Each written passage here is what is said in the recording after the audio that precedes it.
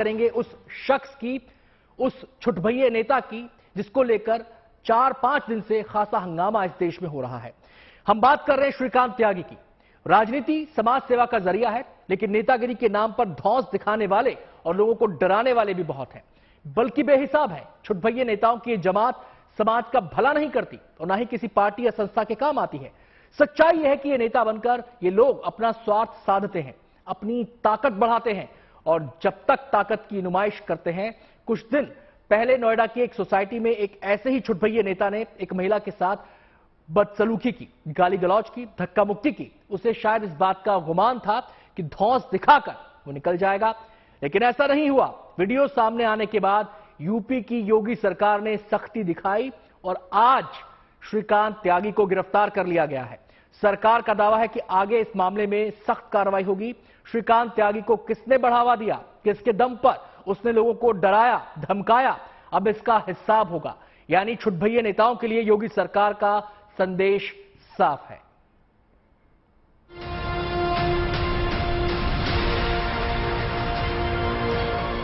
पिछले 4 दिनों से फरार श्रीकांत त्यागी आखिरकार नोएडा पुलिस के हत्थे चढ़ ही गया। नोएडा की ग्रैंड ओमेक्स सोसाइटी में महिला से बदसलूकी करने वाले श्रीकांत त्यागी की तलाश यूपी पुलिस की 12 टीमें कर रही थी। 3 राज्यों में लगातार दबिश दी जा रही थी। इससे पहले उत्तराखंड के हरिद्वार और ऋषिकेश में उसके छुपे होने की खबर मिली थी, लेकिन पुलिस के पहुंचने से पहले ही श्रीकांत त्यागी वहां से भाग निकला। लेकिन मंगलवार की सुबह मेरठ में पुलिस ने उसे 3 लोगों के साथ दबोच लिया, जहां वो अपने करीबी के घर में मौजूद था। बताया जा रहा है कि श्रीकांत लगातार पत्नी अनु त्यागी और अपने वकील के संपर्क में था और दूसरे मोबाइल नंबर के जरिए दोनों से बातचीत कर रहा था। सोमवार की रात श्रीकांत ने पत्नी को कॉल किया और यहीं से पुलिस को लीड मिली। इसके बाद पुलिस ने अनु त्यागी को दोबारा हिरासत में लिया और पूछताछ की गई। उसके मोबाइल की छानबीन की गई। जो इनपुट मिला उसी के आधार पर पुलिस श्रीकांत त्यागी तक पहुंच गई।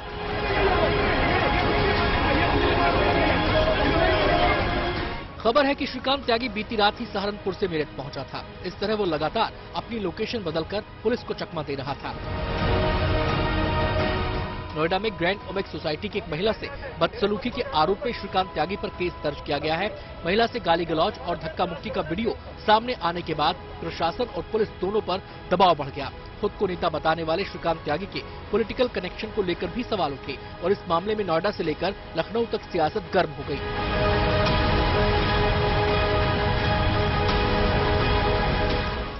श्रीकांत त्यागी की फरारी के बाद नोएडा अथॉरिटी ने सोसाइटी में त्यागी के ग्राउंड फ्लोर पर बने फ्लैट के बाहर अवैध निर्माण को बुलडोजर से गिरा दिया। श्रीकांत त्यागी को गिरफ्तार करने के लिए उस पर 25,000 का इनाम भी घोषित किया गया। हालांकि इस दौरान सियासी पारा चढ़ता गया, क्योंकि कई नेताओं के साथ उसकी तस्वीरें सामने आने के बाद प्रशासन में उसके रसूख और दबंगई की भी कहानियां सामने आ गईं। खुद मुख्यमंत्री योगी आदित्यनाथ ने संज्ञान लेते हुए सख्त कार्रवाई के आदेश दिए और आखिरकार इस गालीबाज नेता को गिरफ्तार करने में पुलिस कामयाब रही। नोएडा की जिस सोसाइटी में त्यागी ने महिला के साथ बदसलूकी की थी, गिरफ्तारी के बाद वहां लोगों ने खुशी का इजहार किया।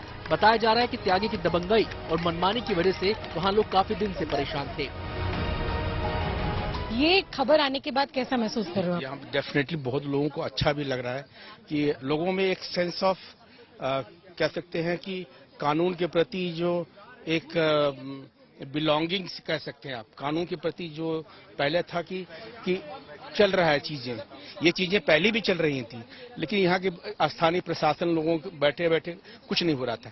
जब ये चीजें सब स्कूप अप हुई हैं, अब लोगों को लग रहा है कि हाँ योगी सरकार में है। हम सभी लोग बहुत खुश हैं और बहुत ज्यादा खुश हैं कि उसने हमारी बहन को गालियां दी, धक्का दिया और वो गाली उसी को नहीं दी, धक्का उसी को नहीं लगा, वो हमें धक्का लगा।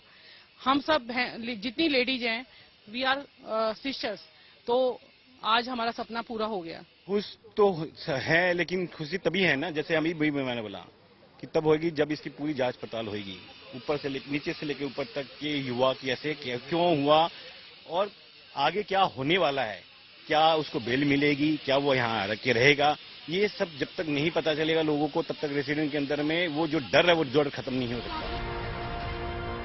घटना के 4 दिन बाद श्रीकांत त्यागी की गिरफ्तारी हो पाई है। सरकार का दावा है कि गिरफ्तारी के बाद आरोपी पर सख्त कार्रवाई की जाएगी। ग्रैंड ओमेक्स सोसाइटी की महिलाएं भी यही चाहती हैं। आगे कानून अपना काम करेगा, लेकिन फिलहाल योगी सरकार ने मैसेज दे दिया है कि छुटभइये नेताओं की गुंडागर्दी बर्दाश्त नहीं की जाएगी। अरविंद ओझा के साथ bureau report, good news today.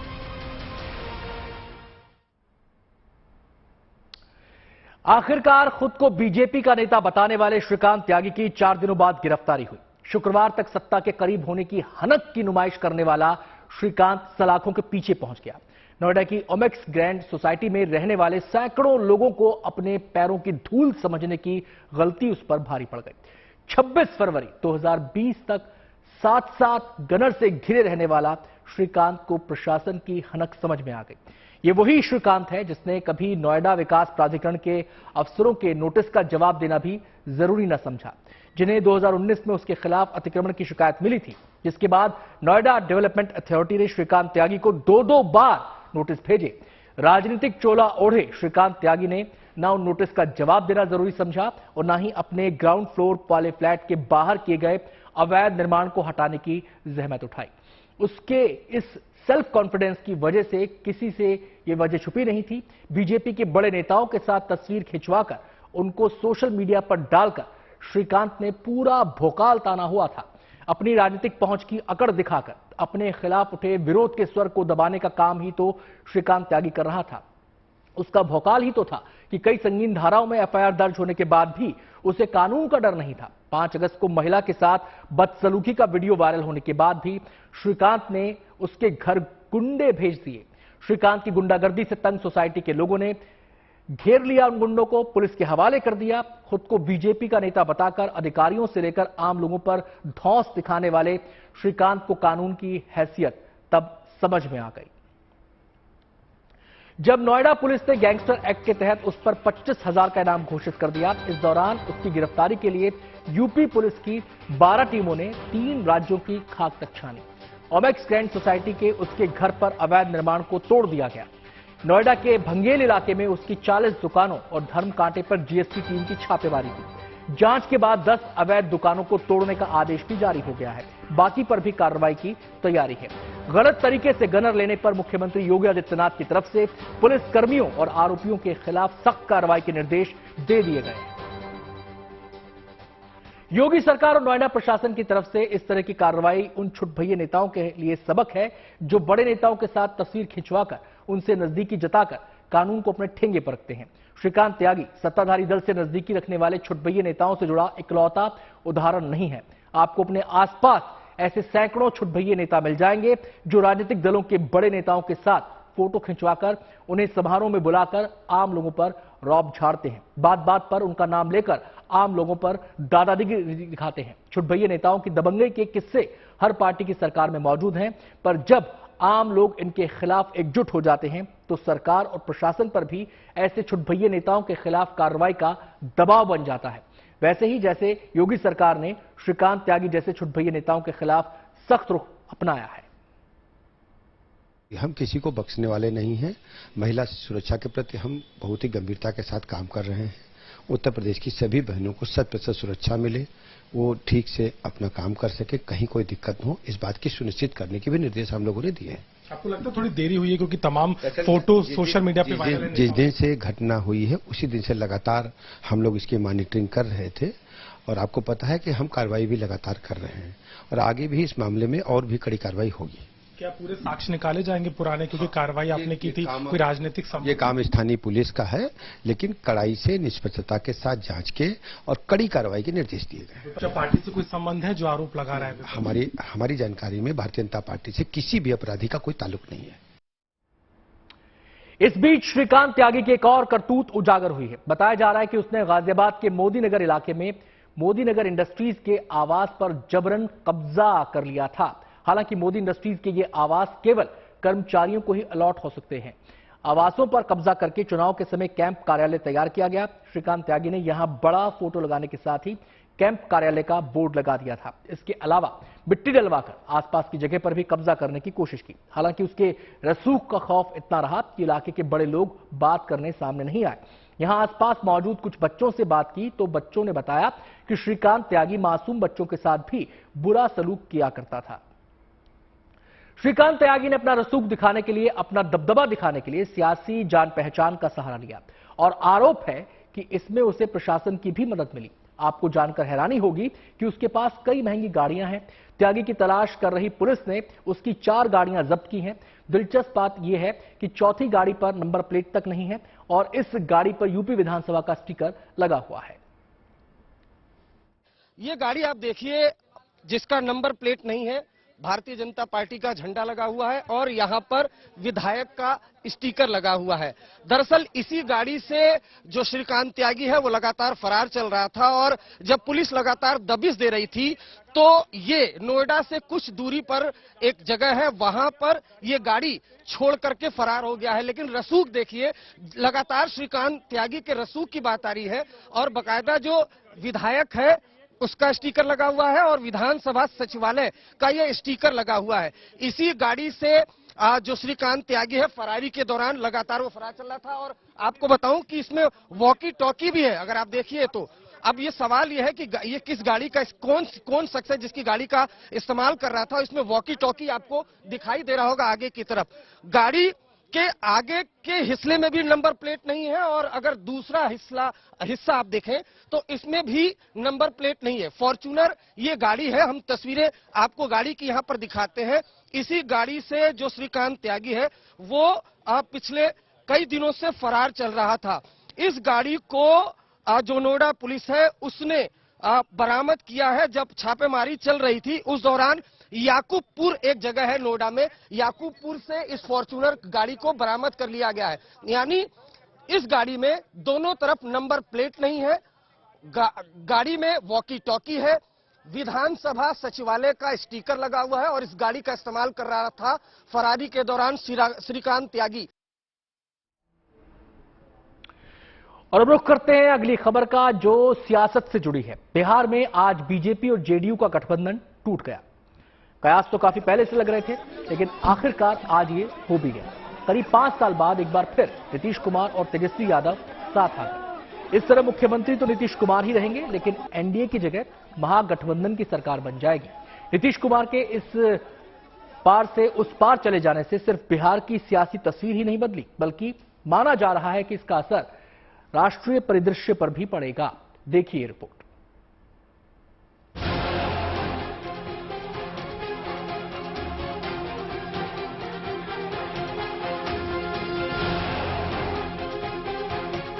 सब लोगों की इच्छा यही हुई है कि हम लोगों को एनडीए छोड़ देना चाहिए। एनडीए छोड़ने का निर्णय सब लोगों की थी, तो हमने उसी को स्वीकार कर लिया। जाते हुए सावन ने बिहार की सियासत बदल दी। नीतीश कुमार ने एक बार फिर बीजेपी का साथ छोड़ा और एक बार फिर आरजेडी के साथ हो ली। गठबंधन बदल गया, साथी बदल गए, लेकिन बिहार के मुख्यमंत्री की कुर्सी अभी भी नीतीश कुमार के ही पास है।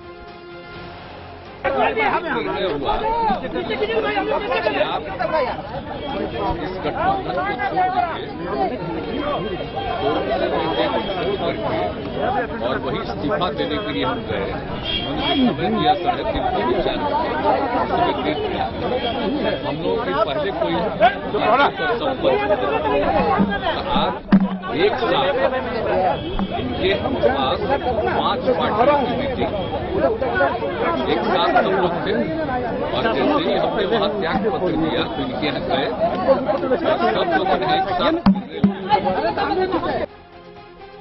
बिहार में मान्यता है कि भादों के महीने में शुभ काम नहीं किए जाते, इसलिए ठीक 2 दिन पहले नीतीश कुमार ने नए सियासी सफर की शुरुआत कर दी। करीब 5 साल पहले महागठबंधन को छोड़कर एनडीए में शामिल हुए थे। आज उस फैसले को भारी भूल बताते हुए फिर आरजेडी और तेजस्वी यादव को हमसफर बना लिया। मुख्यमंत्री जी को धराए, अरे भाई हम लोग चाचा भतीजा लोग हैं, लड़े भी हैं, आरोप भी लगाए हैं, लेकिन हम लोग तो समाजवादी लोग हैं ना, तो हमारी जो पुरखों की विरासत है वो कोई और ले जाएगा क्या? हम लोगों का अधिकार नहीं है क्या? तो हर घर में लड़ाई होती है, हर भाई में बकझक होती है, तो उस पर ध्यान नहीं देना। पिछले कई दिनों से नीतीश कुमार की नाराजगी बता रही थी कि बीजेपी से तालमेल टूट गया है। कयास लगाए जा रहे थे कि नीतीश कुमार बीजेपी के साथ खुलकर अपने अंदाज में काम नहीं कर पा रहे थे। लेकिन नीतीश कुमार के सामने संकट सिर्फ सरकार का नहीं बल्कि पार्टी को लेकर भी खड़ा था। जेडीयू ने इशारों में आरोप लगाया कि आरसीपी सिंह के जरिए पार्टी को तोड़ने की साजिश की गई। आज नीतीश कुमार ने भी कहा कि बीजेपी ने उन्हें अपमानित किया। तो बिहार की राजधानी पटना में आज सब कुछ बहुत तेजी के साथ हुआ। पहले जेडीयू विधायकों की बैठक हुई। बैठक के बाद औपचारिक तौर पर गठबंधन टूटने का ऐलान हुआ। फिर नीतीश राजभवन पहुंचे, राज्यपाल को इस्तीफा सौंपा। उसके बाद तेजस्वी से मुलाकात की। फिर दोनों ने मिलकर सरकार बनाने का दावा पेश कर दिया और अब कल 2 बजे राजभवन में शपथ ग्रहण समारोह होना है। बीजेपी से 21 महीने पुराने इस गठबंधन को तोड़ने की पटकथा तो कई महीनों से लिखी जा रही थी, पर इसका औपचारिक ऐलान नीतीश कुमार ने आज जेडीयू विधायकों की बैठक में किया। यही पहला मौका था जब नीतीश ने बीजेपी के साथ अपने कड़वे रिश्तों पर चुप्पी भी तोड़ी। पार्टी के 45 विधायकों की मौजूदगी में उन्होंने बीजेपी पर विश्वासघात और अपमानित करने का आरोप तक लगा डाला। जेडीयू की उस बैठक में और क्या क्या हुआ बता रहे हैं हमारे संवाददाता सुजीत झा। जेडीयू की बैठक बुलाई तो गई थी आरसीपी सिंह के मुद्दे पर, लेकिन यह बैठक पूरी तरह से एक तरह से कहें तो बीजेपी के खिलाफ एक बैठक थी, जिसमें तमाम नेताओं ने, तमाम विधायकों ने, तमाम सांसदों ने अपनी बातें रखी और उन बातों में ये बात उभर कर सामने आई कि अब तक जो है बीजेपी जेडीयू को कमजोर करना चाहती थी। जेडीयू को कमजोर, आरसीपी सिंह को साथ लेकर बीजेपी जेडीयू को कमजोर करना चाहती थी। तो एक इस तरह की बातें सामने आई। तमाम विधायकों ने, सांसदों ने अपनी बात रखी और ये भी कहा कि बीजेपी के साथ चलना उचित नहीं है, लेकिन जैसा बिहार के मुख्यमंत्री नीतीश कुमार की जो इच्छा होगी वो सर्वमान्य होगी। तो एक तरीके से मीटिंग में ये कहा गया कि नीतीश कुमार जो भी फैसला लेंगे वो पूरी पार्टी उसको मानेगी। नीतीश कुमार ने भी कहा कि बीजेपी ने उन्हें समय समय पर अपमानित किया, जेडीयू को कमजोर करने की कोशिश की गई। तो तमाम तरह की बातें यहां पर जेडीयू की बैठक में हुई। तो मुख्य रूप से जो बैठक बुलाई गई थी आरसीपी सिंह के मुद्दे पर चर्चा करने के लिए, लेकिन वो बीजेपी की चर्चा बनकर रह गई और निश्चित तौर पर यह कहा जा सकता है कि एक कारण बना कि जेडीयू जो है एनडीए गठबंधन से निकल जाए। बिहार के राज्यपाल फागू चौहान को नीतीश कुमार मुख्यमंत्री के पद से अपना इस्तीफा सौंप चुके हैं। इस दौरान उन्होंने नई सरकार बनाने का दावा भी पेश कर दिया है। राबड़ी देवी के आवास पर महागठबंधन का नेता चुने जाने और जीतन राम मांझी की पार्टी HAM का समर्थन मिलने के बाद नीतीश ने 164 विधायकों के समर्थन की चिट्ठी सौंप दी है। इस दौरान उनके साथ तेजस्वी यादव समेत महागठबंधन के दूसरे बड़े नेता भी मौजूद रहे। अगर कोई बड़ा राजनीतिक उलटफेर नहीं होता है, यानी कोई नया ट्विस्ट नहीं आता है, तो शपथ लेने के बाद जेडीयू आरजेडी की सरकार 29 महीने रहेगी। अगले विधानसभा चुनाव नवंबर 2025 में होने हैं, लेकिन उससे पहले 2024 में लोकसभा चुनाव भी है, जिसमें एनडीए या यूं कहें कि बीजेपी की तरफ से नरेंद्र मोदी ही फिर से चेहरा होंगे। पिछले 2 लोकसभा चुनाव में एनडीए उन्हीं के चेहरे पर चुनाव जीतने और सरकार बनाने में कामयाब हुआ है। इस बार भी एनडीए, खासकर बीजेपी, नरेंद्र मोदी को ही जीत की पूरी गारंटी मानकर चल रही है। वहीं अगर विपक्ष की बात करें तो पिछले 2 आम चुनाव से ही उसे एक अदद चेहरे की तलाश है। उसी की कमी की वजह से विपक्ष न अब तक एकजुट हो पाया है, ना ही पिछले 2 लोकसभा चुनाव में बीजेपी की तुलना में अच्छा प्रदर्शन कर पाया है। ऐसे में विपक्ष के पाले में नीतीश कुमार के आने से विपक्षी दलों के लिए एक उम्मीद जागी है। 2024 में होने वाले लोकसभा चुनाव में उनके प्रधानमंत्री पद के उम्मीदवार होने की चर्चा फिर से तेज हो गई है और ऐसा पहली बार नहीं हो रहा है, क्योंकि 2014 के लोकसभा चुनाव में भी नीतीश कुमार के प्रधानमंत्री उम्मीदवार बनने की चर्चा खूब हुई थी। उस वक्त पहली बार केंद्र की राजनीति में जा रहे नरेंद्र मोदी के खिलाफ नीतीश को ही सबसे बड़ा चेहरा माना जा रहा था। साल 2013 में बीजेपी की हुंकार रैली का करारा जवाब देते हुए नीतीश ने तब कहा था कि नरेंद्र मोदी का लाल किले पर तिरंगा फहराने का सपना कभी पूरा नहीं होगा। हालांकि वो गलत साबित हुई। सच्चाई यह है कि पिछले 8 साल से स्वतंत्रता दिवस के मौके पर प्रधानमंत्री के तौर पर नरेंद्र मोदी ही तिरंगा फहरा रहे हैं। 2013 में बीजेपी से 17 साल पुराना रिश्ता तोड़ने वाले नीतीश 2017 में फिर बीजेपी के साथ आ गए। इसके बाद उन्होंने नरेंद्र मोदी का नेतृत्व भी स्वीकार कर लिया। उसी आधार पर नीतीश बिहार में 5 साल तक जेडीयू बीजेपी गठबंधन की सरकार चलाने में भी कामयाब हुए। अब एक बार फिर दोनों दलों के बीच गठबंधन टूट चुका है। मुख्यमंत्री की कुर्सी पर बने रहने के लिए नीतीश ने महागठबंधन का दामन थाम लिया है, जिसकी वजह से 2024 के लोकसभा चुनाव के लिए भी उनके नाम की चर्चा तेज हो गई है। लेकिन सवाल यह है, क्या यह काम इतना आसान है कि विपक्ष का चेहरा वो बन पाए? बिहार में महागठबंधन की सरकार बनते ही नीतीश कुमार एक बार फिर से केंद्र में विपक्ष के सर्वमान्य नेता के तौर पर उनके नाम के कयास लगने लगे हैं। विपक्ष में बैठे ज्यादातर राजनीतिक दलों के मुखिया से उनके अच्छे रिश्ते हैं, जिसकी वजह से नीतीश कुमार को ज्यादातर विपक्षी दलों का समर्थन मिल सकता है। और अगर ऐसा होता है कि लोकसभा चुनाव में विपक्ष की तरफ से वो पीएम पद के उम्मीदवार के तौर पर सबसे बड़ा चेहरा बनकर उभर सकते हैं। नीतीश कुमार ने अपने राजनीतिक करियर में ऐसे मोड़ पर बीजेपी का साथ छोड़ा है जब वो अपनी राजनीति के आखिरी चरण में है। ऐसे में उन्हें भी नई भूमिका की तलाश हो सकती है। इसके लिए वो 2024 के लोकसभा चुनाव से पहले बीजेपी के खिलाफ विपक्ष को लामबंद करने की कोशिश करेंगे। इसके संकेत पहले ही मिल चुके हैं, जब सोमवार को नीतीश कुमार के करीबी और जनता दल यू के नेता उपेंद्र कुशवाहा ने कहा था कि उनके अंदर प्रधानमंत्री बनने के सभी गुण मौजूद हैं। हालांकि प्रधानमंत्री बनने की रेस में पश्चिम बंगाल की मुख्यमंत्री ममता बनर्जी, तेलंगाना के सीएम केसीआर पहले से ही अघोषित तौर पर शामिल है।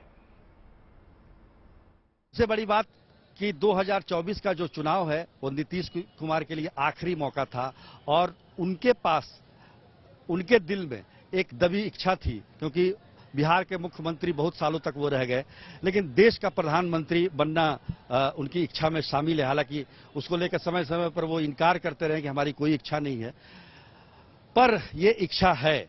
1994 में जनता दल से अलग हुए थे, लालू प्रसाद यादव से अलग हुए थे नीतीश कुमार, और उन्होंने एक तरीके से पिछड़ी जातियों में एक विभाजन पैदा कर दिया था। अब राजनीति के इस पड़ाव पर वो चाहते हैं कि वो जो पिछड़ों की जो राजनीति हो वो एकजुट हो जाए, और ये इच्छा भी उनके मन में काफी समय से चल रही थी। महत्वपूर्ण बात यह है कि 2024 में नीतीश कुमार नरेंद्र मोदी के खिलाफ एक चेहरा हो सकते हैं पूरे देश में, और ये उनकी एक बड़ी इच्छा भी है। और यही कारण है कि एनडीए छोड़कर वो इस बार फिर से महागठबंधन के साथ सरकार बना रहे हैं। नीतीश कुमार कह रहे हैं कि बीजेपी ने उन्हें अपमानित किया और गठबंधन ने उन्हें बहुत कुछ सहना पड़ा, लिहाजा जेडीयू ने एनडीए छोड़ने का फैसला किया। हालांकि ये बात इतनी भर नहीं है। नीतीश कुछ बोल नहीं रहे, वो बोलने वाली राजनीति करते भी नहीं, लेकिन संकेत देते हैं। संकेत है कि उनकी नजर 2024 के चुनाव पर है और रणनीति पीएम पद का दावेदार होने की है। शायद इसलिए उन्होंने आरजेडी और कांग्रेस का हाथ पकड़ा है। जब नीतीश कुमार ने महागठबंधन छोड़ा था, तब से तेजस्वी और उनकी पार्टी लगातार उन पर हमलावर रही। लालू यादव ने तो पलट जाने का तमगा दे दिया। इनको पलटू राम ही कहिए, राजनीति के ये पलटू राम है। और अपने संपूर्ण राजनीतिक काल में नीतीश कुमार ने न जाने कितना लोगों का दामन पकड़ा छोड़ा, ये इतिहास गवाह देता। सत्ता के लोभी लोग हैं और सत्ता के लोभ में इन्होंने बिहार को बर्बाद कर दिया और ये लोग अभिशाप। लेकिन तमाम आरोप प्रत्यारोप के बावजूद अगर नीतीश कुमार अब आरजेडी के साथ हैं, तो जानकार इसके भी ठोस वजह देख रहे हैं। माना जा रहा है कि नीतीश कुमार की नजर 2024 के लोकसभा चुनाव पर है और ये सारी कवायद खुद को पीएम पद का दावेदार साबित करने के लिए है। इधर नीतीश कुमार के एनडीए छोड़ने का फैसला हुआ, उधर उपेंद्र कुशवाहा ने ट्वीट किया, देश आपका इंतजार कर रहा है। यानी रणनीति साफ है। बिहार में महागठबंधन को साथ लेकर नीतीश कुमार की कोशिश देश में विपक्ष का चेहरा बनने की है और इस मिशन में उनको तेजस्वी यादव का फुल सपोर्ट है। आप इतना तो आप जानते हैं कि सबसे देश में अगर सबसे कोई अनुभवी मुख्यमंत्री है तो नीतीश कुमार जी है। सबसे अनुभवी, परिपक्व, और काम तो किया ही है, ऐसा कोई इनकार नहीं सकता। नरेंद्र मोदी तो प्रचार का काम कर, नरेंद्र मोदी को कहने की जरूरत नहीं कि नीतीश कुमार का फैसला बीजेपी के लिए झटका है। 2024 की रणनीति के हिसाब से देखा जाए तो ये बिहार में एनडीए सरकार का जाना गुड न्यूज नहीं है। आज जो कुछ भी हुआ है वह बिहार की जनता के साथ और भाजपा के साथ धोखा है। लेकिन जहां तक विपक्षी पार्टियों की बात है, वो नीतीश कुमार के पाला बदलने को बड़े बदलाव का संकेत मान रही है। कयास लगाए जा रहे हैं कि देश की राजनीति पर इसका निर्णायक असर हो सकता है। सुजीत झा और रोहित सिंह के साथ bureau report, good news today. सूत्रों के मुताबिक जेडीयू आरजेडी कांग्रेस के बीच सरकार बनाने का फॉर्मूला भी तैयार हो गया है। यानी किस दल के हिस्से में क्या जाएगा, इससे जुड़ा प्लान तैयार हो चुका है। बिहार की नई सरकार में नीतीश कुमार ही मुख्यमंत्री होंगे, जबकि आरजेडी के हिस्से में डिप्टी सीएम का पद और गृह विभाग जा सकता है। जबकि 19 विधायकों वाली पार्टी कांग्रेस को विधानसभा स्पीकर का पद भी मिल सकता है। गृह मंत्रालय अब तक नीतीश के पास ही था। महागठबंधन की पिछली सरकार में तेजस्वी यादव को डिप्टी सीएम बनाया गया था। इस दौरान उनके पास निर्माण विभाग था। और अब आपके काम की खबर। इंस्टेंट मैसेजिंग ऐप व्हाट्सएप पर 3 नए फीचर आए हैं। ये फीचर ऐसे हैं जिसके एक्टिव होने के बाद आपकी व्हाट्सएप से सारी टेंशन खत्म हो जाएगी। जो होगा उसमें आपकी मर्जी चलेगी। अगर आप चाहते हैं कि आप ऑनलाइन दिखें, तभी दूसरे इंसान को ऐप पर आपकी ऑनलाइन प्रेजेंस दिखेगी। यानी आपके हाथ में है, आपको किसको ऑनलाइन शो करने आप चाहते हैं और क्या नए फीचर कंपनी लाई है, देखिए इस रिपोर्ट में।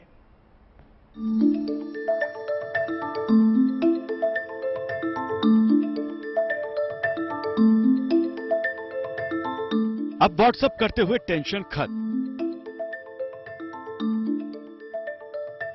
घंटों ऑनलाइन रहने पर भी नहीं होगी सामने वाले को जानकारी।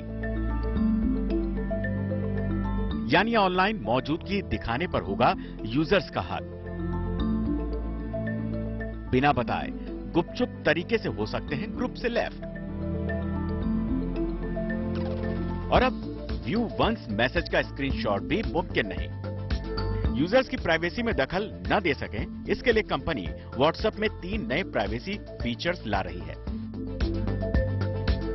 खुद मेटा के फाउंडर और सीईओ मार्क जकरबर्ग ने इस नए फीचर की जानकारी दी और फेसबुक पर लिखा, हम आपके मैसेजेस को प्रोटेक्ट करने के लिए नए नए तरीके बनाते रहेंगे। उन्हें फेस टू फेस कन्वर्सेशन की तरह प्राइवेट और सिक्योर रखेंगे।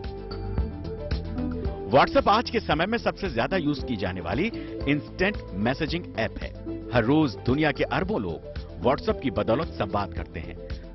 गुड मॉर्निंग से लेकर गुड नाइट तक सारे संदेश भेजने का जरिया व्हाट्सएप बन गया है और इसी के जरिए अरबों लोग एक दूसरे की जिंदगी में हजारों किलोमीटर की दूरी से दस्तक देते हैं। और इसी वजह को ध्यान में रखते हुए कंपनी लगातार इस ऐप को बेहतर और सिक्योर करने के लिए नए फीचर्स ला रही है। इन 3 फीचर्स में सबसे पहला नाम है साइलेंटली ग्रुप लेफ्ट का। यानी आप ग्रुप लेफ्ट भी कर देंगे और किसी को भनक भी नहीं लगेगी। इस फीचर के मुताबिक यूजर्स को किसी को नोटिफाई किए बिना ग्रुप एग्जिट करने की अनुमति होगी। हालांकि ग्रुप एडमिन्स को इस बात की जानकारी मिल जाएगी। वहीं दूसरा फीचर है ऑनलाइन होने पर कंट्रोल। यानी आप अपनी ऑनलाइन प्रेजेंस किसको दिखाना चाहते हैं, ये आप पर निर्भर करता है। यूजर जब ऑनलाइन होगा तो वो ये तय कर सकता है कि उसे कौन ऑनलाइन देख सकता है और कौन नहीं। वहीं तीसरे फीचर में कंपनी ने यूजर को सिक्योरिटी की और लेयर दे दी है। अब तक व्यू वंस मैसेज का विकल्प तो था, लेकिन लोग इसका भी स्क्रीनशॉट ले लेते थे। लेकिन अब नया feature view once message user को परमानेंट डिजिटल रिकॉर्ड के बिना फोटो या मीडिया शेयर करने की अनुमति देता है। अब जबकि फोन नंबर दिखना बंद हो जाएगा, केवल नाम और स्टेटस इत्यादि दिखेगा, उस केस में ग्रुप में शामिल हुए अपराधी और मार्केटिंग जैसे लोगों को लगातार स्पैम मैसेज भेजकर उनको गुमराह नहीं कर सकेंगे और कुछ लोगों का नंबर जानकर फाइनेंशियल फ्रॉड होने की पॉसिबिलिटी भी अब कम हो जाएगी। मतलब साफ है कि इन फीचर्स के आने के बाद यूजर साइलेंटली ग्रुप लेफ्ट कर सकेंगे। वो ये चुन सकेंगे कि उन्हें कौन ऑनलाइन देख सकता है और कौन नहीं। व्यू वंस मैसेजेस के स्क्रीनशॉट ब्लॉक होंगे। अकेले भारत में ही 40 करोड़ से ज्यादा लोग व्हाट्सएप का इस्तेमाल करते हैं। ऐसे में ये नए फीचर करोड़ों अरबों लोगों की प्राइवेसी में बड़ा रोल निभाने वाले हैं। व्हाट्सएप अपने नए अपडेट में ऐसा फीचर ला रहा है कि अब ग्रुप में सभी लोग एक दूसरे का नंबर नहीं देख पाएंगे। कुछ अन्य सोशल मीडिया ऐप्स में पहले से ही यह फीचर है। इस फीचर का दुरुपयोग करके बहुत सारे लोग स्पैम मैसेज भेजने का काम कर रहे थे, जिससे ऑनलाइन फ्रॉड होने की संभावना भी लगातार बनी हुई थी।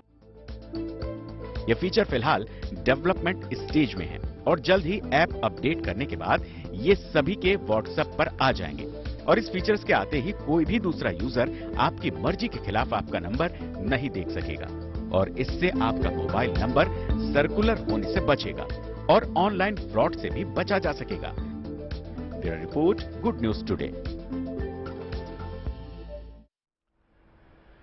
जाहिर है 3 फीचर आपकी प्राइवेसी में किसी की दखल नहीं होने देंगे। कैसे आप इन नए फीचर्स को अपने फोन में यूज करेंगे और इन 3 नए फीचर्स के बारे में डिटेल जानकारी के लिए हमने अपने सहयोगी मुंजीर अहमद से बात की। वैसे तो व्हाट्सएप पे कई नए फीचर्स आते रहते हैं, लेकिन इस बार 3 काफी इंपॉर्टेंट फीचर्स आए हैं, जिसके लिए मार्क ज़करबर्ग ने खुद फेसबुक पोस्ट लिखा है जिसमें उन्होंने बताया है कि 3 कौन से फीचर्स हैं।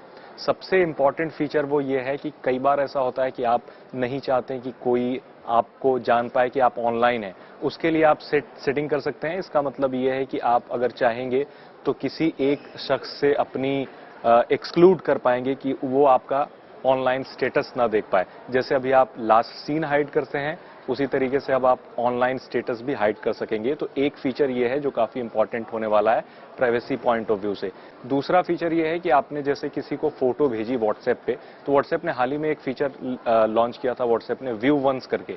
उस फीचर के तहत जैसे ही कोई आपने किसी को फोटो भेजी तो वो सिर्फ एक बार देखता था और वो खत्म हो जाता था और स्क्रीनशॉट भी ले सकता था, तो उसका कोई खास मतलब नहीं रह जाता था, क्योंकि अगर आपने सेंड कर दी फोटो, भले ही वो व्यू वंस में है लेकिन वो स्क्रीनशॉट ले पाता था। लेकिन अब जो फीचर आया है उसमें ऐसा नहीं है। अगर कोई भी स्क्रीनशॉट लेगा तो आपको या तो जानकारी मिल जाएगी या तो फिर वो स्क्रीनशॉट नहीं ले पाएगा।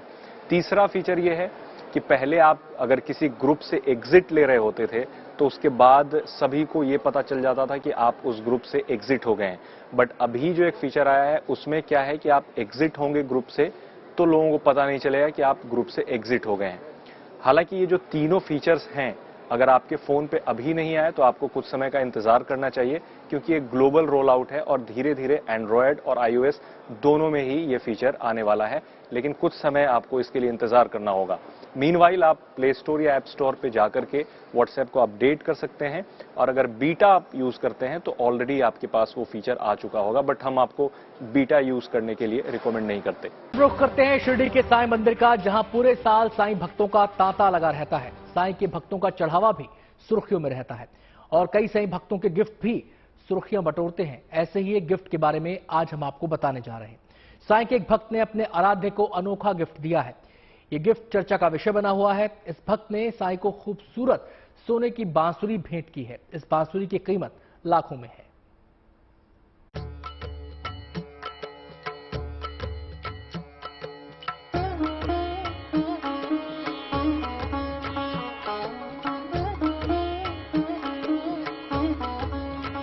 शुद्ध 22 कैरेट का बना फूल का नग, कलाकारी के जरिए उकेरा गया ओम साई राम और जय श्री कृष्ण। और इन सब से अलग इस बांसुरी की चमक बताने के लिए काफी है कि इसकी कीमत क्या है। फिर भी आप ज्यादा इसके बारे में ना सोचें, इसीलिए हम ही आपको बता देते हैं कि इसकी कीमत क्या है। ये बांसुरी है 5,79,000 रुपए की। इसका वजन 100 ग्राम है, जो फिलहाल भेंट के तौर पर शिरडी में साईं बाबा को उनके भक्त ने भेंट की है।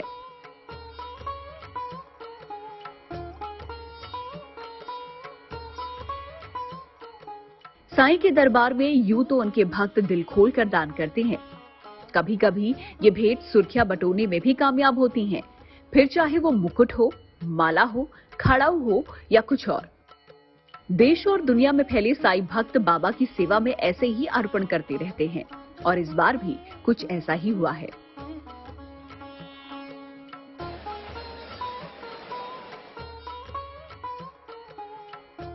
कभी कभी इन भक्तों के नाम भी सामने नहीं आते, क्योंकि कई भक्तों गुप्तदान की परंपरा को निभाते हैं।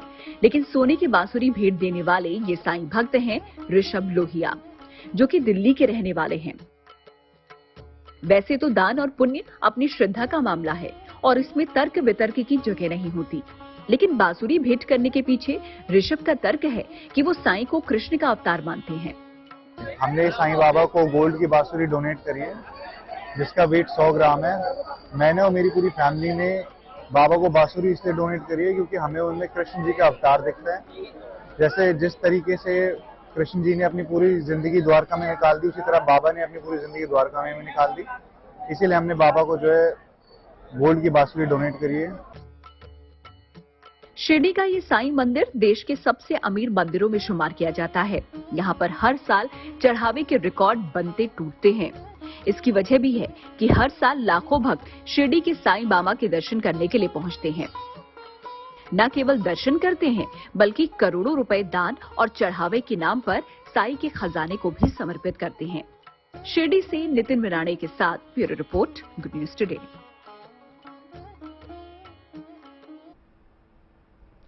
और अब आपको ले चलते हैं केदार घाटी, जहां से आई है एक खुशखबरी। अब इस धाम पर जाने वाले तमाम लोगों को भगवान शिव के अति प्रिय पुष्प ब्रह्म कमल के दर्शन हो सकेंगे। ये मुमकिन हो पाया है वन्य जीव प्रभाग की एक पहल की वजह से। असल में केदार वन्य जीव प्रभाग ने केदारनाथ में एक ब्रह्म वाटिका तैयार की है। इस वाटिका में ब्रह्म कमल समेत दूसरे हिमालयी पौधों को लगाया गया है।